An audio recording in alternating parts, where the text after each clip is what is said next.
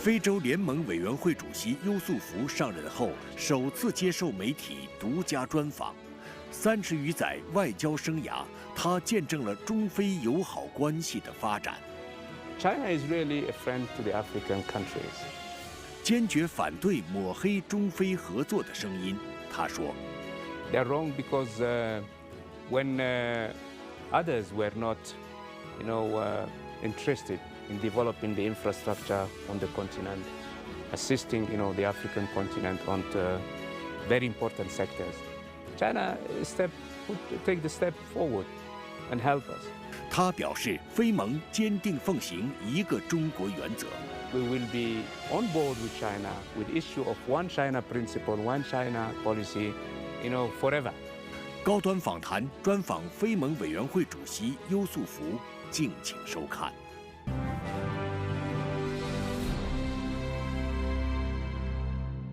关注国际焦点，洞察世界风云。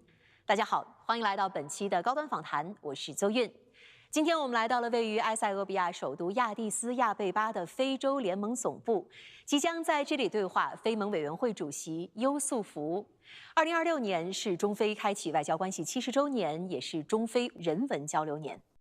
那么，非盟作为代表全体非洲国家利益的区域组织，将如何借此机会加强中非两大文明的交流互鉴，与中国携手推进现代化发展呢？在复杂多变的国际格局当中，非盟又将如何带领成员国凝聚共识，在全球治理当中发出响亮的声音？今天我们一起在对话中寻找答案。在埃塞俄比亚亚的斯亚贝巴，非洲联盟总部大楼巍然矗立，成为非洲一体化与中非友谊的标志性地标。这座由中国援建的建筑集现代设计与非洲元素于一体。大楼内的曼德拉厅是非盟重大外交活动的核心场所，见证着非洲凝聚共识的每一刻。Wow! It's like United Nations, but it's more renovated. It can take, I think, up to 2,000 people with the all. To 2,000 people. Yeah. Where do you usually sit? In the middle there, up there.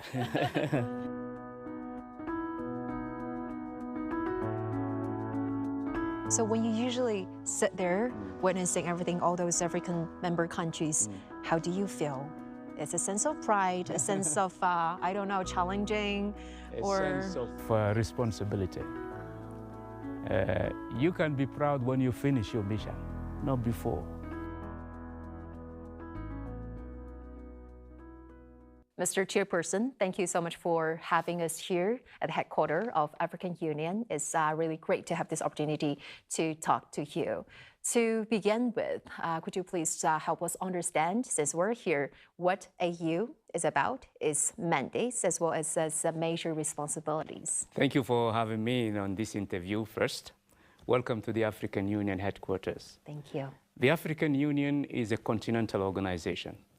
It has been established in 1963 by our forefathers after the independence era from the colonial powers. At that time, it was called the Organization of African Unity. And then in 2002, it has evolved to the African Union with a new charter. It has 55 member countries. We do have what we call Agenda 2063, which is our framework, treaties, protocols, agreements, through which we are trying to implement our objectives, which is by 2063 to reach the Africa we want, which is the Africa integrated, peaceful, and prosperous. And China has attached great importance and significance to developing relations with AU as well as African countries. And since 2013, Chinese President Xi Jinping has sent congratulatory letters to the AU summit for 13 consecutive years. So how do you assess this great significance, great importance of China's leadership place on China-Africa cooperation as well as AU partnership? We feel that the kind of relationship that the African continent has with China is based on mutual interest, respect, and also mutual understanding. This is something very important for the African member countries of the African Union, because we feel that the era of hegemonic, kind of relationship, the era of dominance has, ended up in the decolonization of our countries. So the African Union member countries have always been looking for that kind of partnership and relationship. And we found it with China. China, over the past 30 years, has been a miracle of development, a very inspiring showcase for all of us. That's why the African member countries have always, tried to create that environment of respectful relationship with China. That's why President Xi launched this One Belt, One Road initiative in 2013. Yes. And then other initiatives follow, the initiatives for mediation, and most recently, the Global Initiative for Governance. That's right. These are frameworks through which the African countries find their interest in. And that's why yesterday I repeated to Minister Wang Yi that the African Union will support the GGI initiative as we supported other initiatives and also the platform that is called FOCAC. For 26 years, this platform has been very constructive, very helpful for both parties. That's why the African Union member countries have been attending all the sessions, and the last one was in 2024.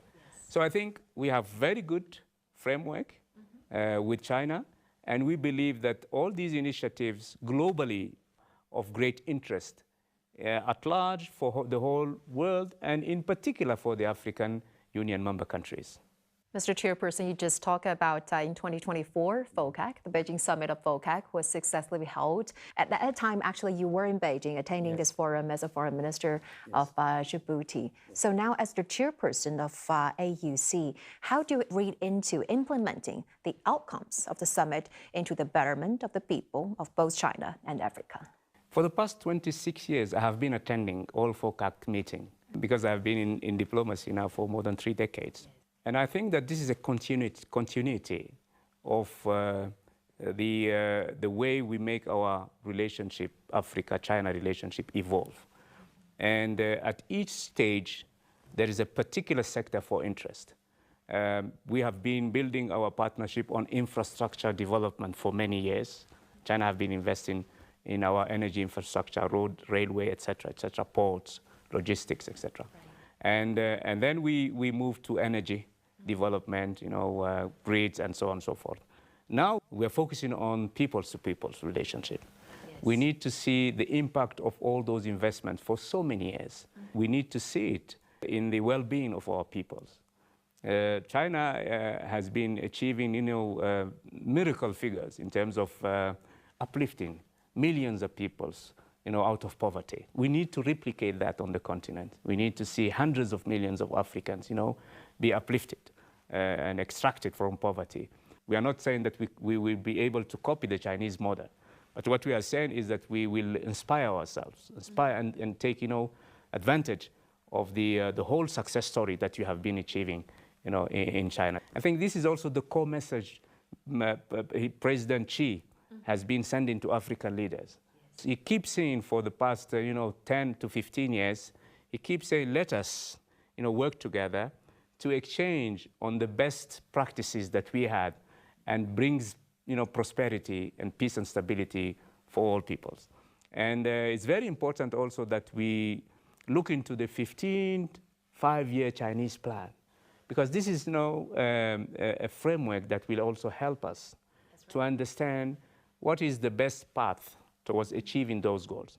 We have on our continent what you call the second 10-year plan, in the framework of 2020 Cctv How agenda. do you see the enhanced alignment between the two from your perspective? That's what we are looking for. We are looking for creating that sense of alignment between these two plans, and bridging, the gaps, or building bridges between these two, plans will help us certainly to put the right diagnosis on the problems that we have. And also promoting trade between China and Africa on a balanced way And last year, China has announced zero tariff access to exports of all the products from all the 53 African countries with which it has diplomatic relations. How do you interpret the significance of this move in helping or supporting Africa to move forward its trade facilitation and drive its modernization and industrialization? Let me start by really being grateful to China. When other countries are imposing tariffs and sanctions on the continent, China is opening its heart and doors for the African member countries. So you know your friends when you are in need. A friend in need is a friend indeed. Mm-hmm. So China is really a friend to the African countries. And this is, the best illustration of that friendship. 2026年是中非开启外交关系70周年。1月8日，站在新的历史起点，2026年中非人文交流年开幕式在位于埃塞俄比亚首都亚的斯亚贝巴的非盟总部举行。习近平主席向开幕式致贺信指出，希望双方以人文交流年为契机，赓续传统友好，加强文明互鉴，促进28亿多中非人民心相通、情共融、力同聚，为全球南方团结应对全球性挑战，推动构建人类命运共同体，做出新的中非贡献。Well, Chairperson Yusuf, you were there at the opening ceremony and listening to this congratulatory messages from President Xi. So how do you read into the significance of President Xi's messages, and what is your vision in further promoting and advancing the cultural and people-to-people exchanges between our two sides? Let me say that we, first of all, thank and congratulate President Xi Jinping for this initiative of making of this year, 2026, the year of partnership between the people of China and peoples of Africa. We believe that in this continent, if we want to succeed in what we are trying to do in Agenda 2063 objectives, it should be people-centered.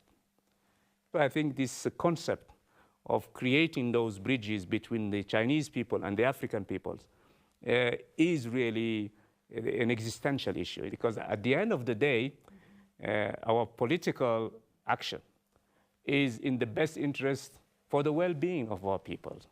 So we welcome this idea. We have been privileged to host this event here. I think it's really a launching pad for a very rich year of exchanges between our two peoples. So it's really high time that we really focus now on this issue properly and activate all the mechanisms that we have. And thank you for China for bringing this to the table of the African Union. And some narratives also labeled this cooperation between China and Africa as debt trap diplomacy or even new colonialism. How do you assess these claims? They are wrong. They are wrong because when others were not, interested in developing the infrastructure on the continent, assisting, the African continent on very important sectors, China take the step forward and help us. So all the criticism around China, creating a backyard for itself on the continent or putting African countries on a debt trap, that's their words. Yes. And also creating a new kind of hegemonic policy, hegemonic relationship on the African continent. We don't believe in that. We believe we are judging, from deeds and what China is doing for the continent. So these deeds, actions, activities, achievements, speaks for themselves. They don't need, we don't need to give more explanations. Read into the lines. Yes. Look for yourself. And that explanation, is sufficient just to respond to those criticisms. Mr. Spokesperson, let's talk a little bit about the development of AU, because you've spoken about your vision of an integrated, peaceful Africa that is the best place for Africans to live rather than rushing to countries where they end up suffering. How do you plan to align your vision together with Agenda 2063, which is the key strategic compass, as well as the long-term roadmap for development of AU? We have three very important axes on which we would like to create the conditions of African development. One of the axes is, of course, the industrialization of the continent. You can develop a country on a number of critical sectors, but industrialization is central. It's a must, yes. It's a must. So we are working on the transformation of the continent through industrialization, and industrializations have prerequisites. One of them is energy. So we are developing on the continent energy pools everywhere in the regions, relying on renewables, developing our own resources of energies. So this is also, we are making progress. And then we have agriculture, because 80% of African people lives in the rural areas. So transforming agriculture is very important. Relying on smart grains, smart way of irrigation, and developing the capacity of the African continent to increase the production. So transformation is very important. If you have a value chain which helps the Africans, to get the best value of their product instead of exporting raw materials, crops without transformation, tea, coffee, etc., cacao. Now, African countries are really developing their capacity to transform these agricultural products. Industrialization is one of the axes. Transforming the agricultural products is the second axis. And then developing intra-Africa trade. When nations are trading, there is peace between nations and stability. When nations are trading, they are becoming richer. And if intra-Africa trade, which was very, in terms of figure, the first 10 years of the plan, of the Agenda 2063 plan, was very low. Less than 50% was achieved. No, even less. Very challenging. Yeah, so we are working on how best we can, increase the intra-Africa trade figures. And we're doing it through mechanisms and strategies that we have put in place. One of the mechanisms is the African Continental Free Trade Area. This treaty has been signed, implemented since 2017, and then it has mechanisms inside it. The certificate of origin, the compensation and payments mechanism, etc., etc. This is the third axis. These are the three axes on which we are developing our strategy, our communication, our works on the ground.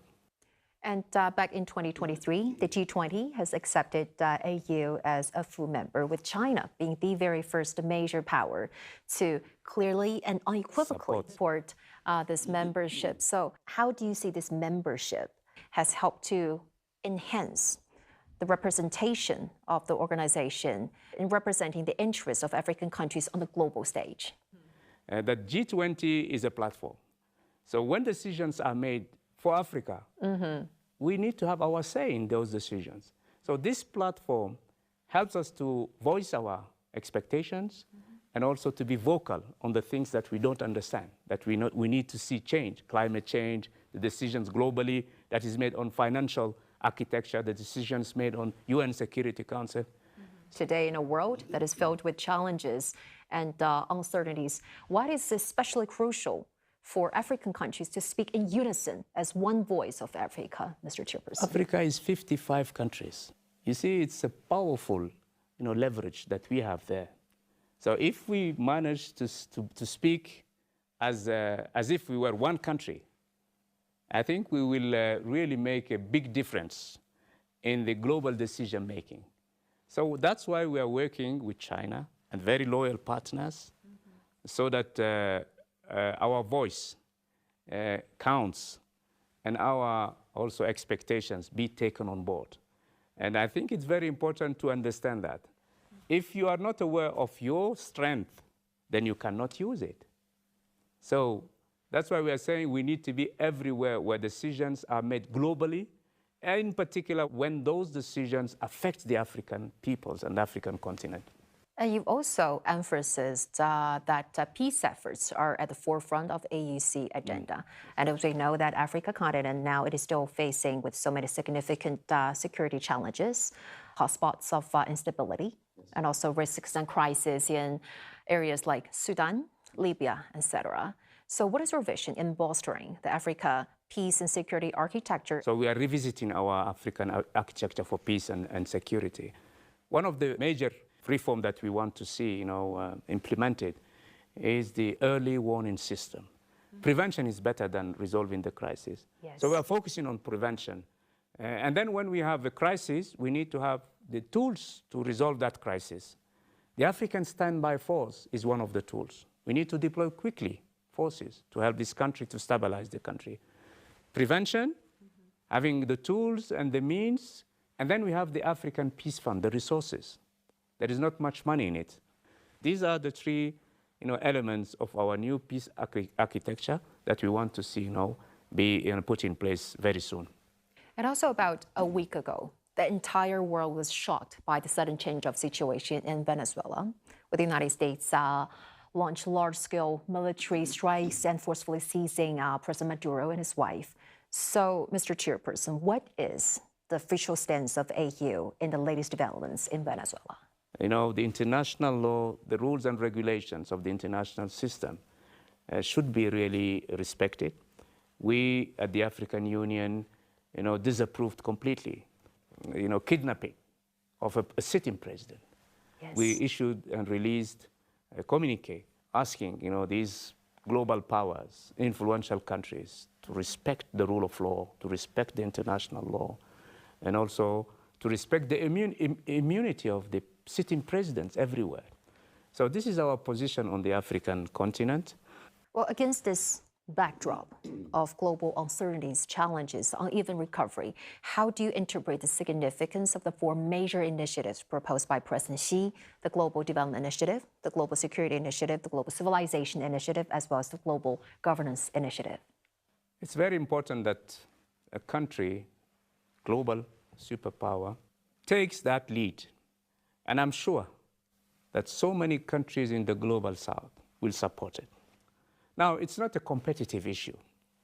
It's not a competition between the Western world and the global south. We don't want to place this relationship between the south and the north on the basis of rivalry, competition, that could be detrimental to our global interest. Mm-hmm. We need to save the multilateral system, and this is a new initiative proposed by President Xi. So we need to build on the basis of this initiative a new system. This is the African Union position. You've met with President Xi a couple of times. The first time, I believe, was back in 2009, and then in different occasions. So what is your impression of President Xi as a leader? He's a leader. He's a global leader. Mm-hmm. I met him even before he becomes president, yes, when he was vice president. Yes. And he has, what it takes to be a leader, a global leader. The development he achieved in China speaks for himself, for him. And I think that this is the illustration of real leadership. Leaderships oriented for the well-being of the people, the country, and also a leadership take on board the expectations of neighbors and others throughout the world. That's leadership, and we appreciate that. What is the stance of AUC on upholding the One China principle, and what is your take on some of the attempts by certain countries to interfere with China's Taiwan question? This issue of One China principle is something that we share and adhere to because we live the same thing on the continent. I think Chinese border, are also as sacred as the African countries' borders. That's why we believe in One China principle, One China, because we don't support the idea of secessionists, regions, and most recently, Somaliland was one of the most recent cases in the African continent.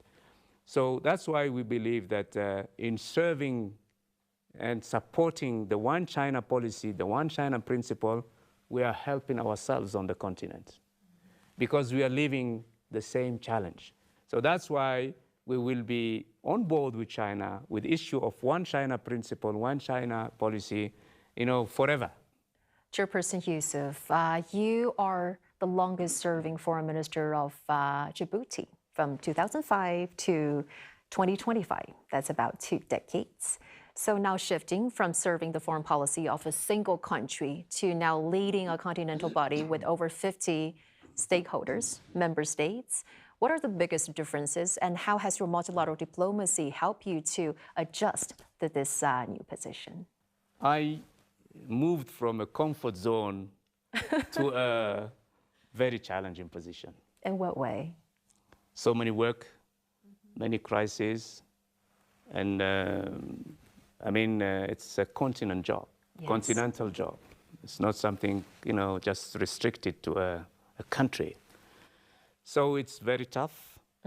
If I can serve more people, from this position of our continent and throughout the world, and I think I will be very much, honored to do it.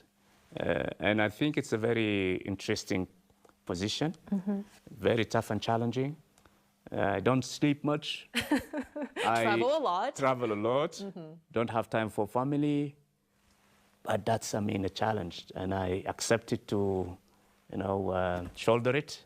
And let's hope that I will try to do this, this responsibility the best I can.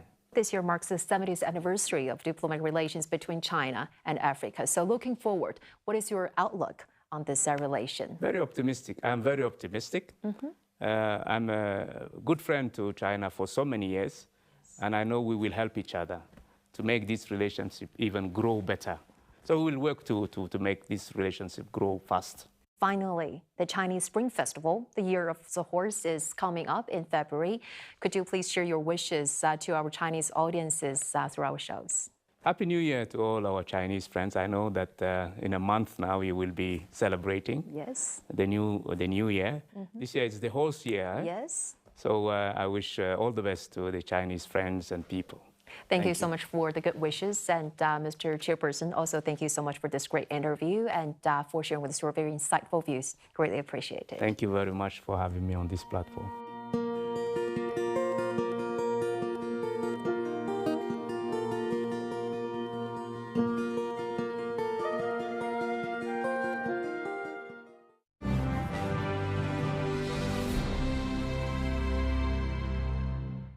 在专访当中，优素福主席表示，非中友好基于相互尊重和对和平发展的共同愿景。中国是非洲可以完全信赖和倚重的伙伴。在强权霸凌抬头、多边主义受到冲击的当下，非中更有必要深化伙伴关系，加强合作，更好地造福双方人民。感谢您收看本期的高端访谈，我是邹韵，我们下期再会。